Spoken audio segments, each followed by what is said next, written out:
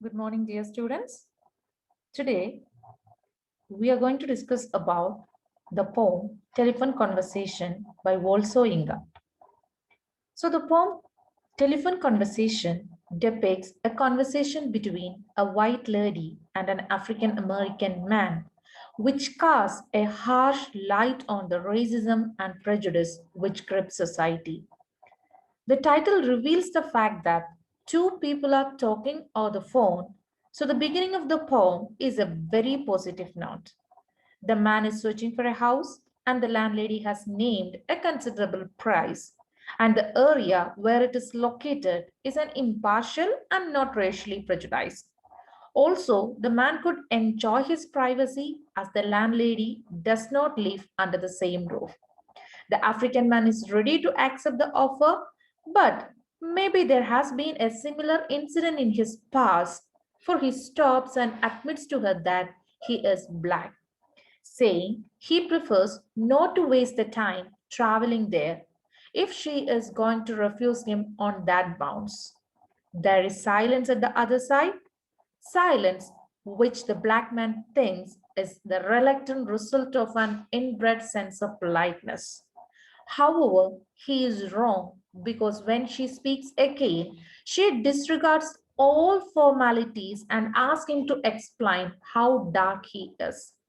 The man first thinks he has misheard, but then realizes that it is not true as she repeats her question with a varying emphasis, feeling as if he has just been reduced to the status of a machine, similar to the telephone in front of him, and asked to choose which button he is. The man is so disgusted that he can literally smell that stench coming from her deceptive words and see red everywhere around him. Ironically, he is the one who is ashamed by the tense and the awkward silence which follows and asks for clarification, thinking sarcastically that the lady was really helpful by giving him options to choose from. He suddenly understands what she is trying to ask and repeats her questions to her, stating if she would like him to compare himself with chocolate, dark or light. She dispassionately answers, and his thoughts change as he describes himself as a West African sepia, as it says in his passport. The lady remains quiet for a while, not wanting to admit to her ignorance. But then she gives into curiosity and asks what that is. He replies that it is similar to brunette, and she immediately clarifies that that's dark.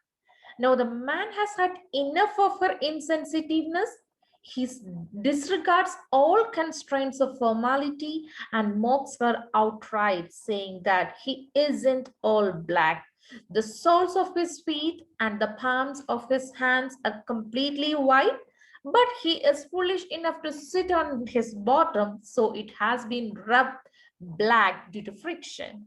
But as he senses that she is about to slam the receiver on him, he struggles one last time to make her reconsider, pleading her to at least see for herself, only to have the phone slam on him. And Wolzoinger uses two main literary devices to drive home the message of the poem. The first of the two is imagery. Right at the beginning, the imagery used to describe the mental image the man has of the woman: lipstick coated, gold rolled cigarette holder pipe. Just from listening to her voice shows one that he thinks that she is socially speaking above him from a higher social class. Then, when he hears her question regarding how dark he is so humiliated and angry that he sees red everywhere. The imagery of the huge bus squelching the black tar is symbolic of how the dominant white community treats those belonging to the minor black one. The next most evident use is that of irony. In the beginning of the poem, the African says that he has to self confess when he reveals his skin color to the lady. The color of his skin is something that he has no control over. And even if he did, it is not a sin to be dark skinned. So the fact that the man feels ashamed and sorry for this is ironical and casts light on how ridiculous racism is, that one should apologize or be differentiated against solely because of the color of one's skin. Also, it seems almost comical that anyone should be so submissive when he has actually committed no mistakes. On the other hand, the lady is continuously described in positive terms, suggesting that she is of a good breeding and upper class. Even when the reader finds out that she is a shallow and racist person who exhibits extreme insensitivity by asking crude questions, the man seems to think that she is considerate, and her clinical response to his question shows only light in personality. The repeated and exaggerated assertion of the woman's good manners and sophistication drips with irony as her speech contradicts this strongly. Also, the basis of the woman rejecting to lease her house to the Manners because of the prejudiced notion that African Americans are a savage and wild people. And this idea is completely discredited by the ironical fact that throughout the poem, the man retains better manners and vocabulary than the woman, using words such as spectroscopic and rancid, whereas she does not know what West African sepia is and is inconsiderate in her inquiries. Using irony in this manner, Soyinka proves how absurd it is to judge the intellect or character of a man depending on the color of his skin only. The poem deals with a foul subject, that of racism and prejudice, in a light-hearted, almost comical manner. A most important device which Soyinka has used to highlight this sense of racism, which was previously widespread in Western society, is that of the telephone. Had the person been speaking face to face with a lady, this whole conversation would never have taken place. She would have either refused outright or would have found a more subtle way of doing so.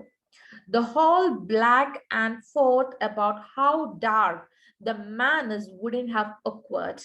Thus, the telephone is used to make the issue of racism clear and prove how nonsensical it really is.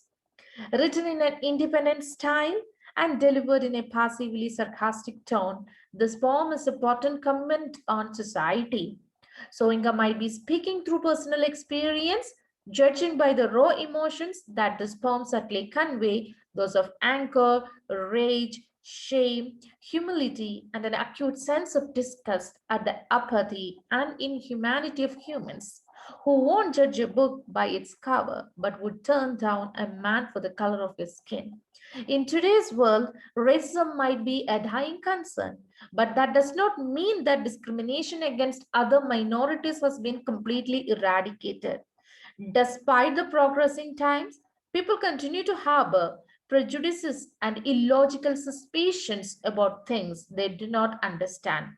May it be others' ideals, religions, or traditions and customs.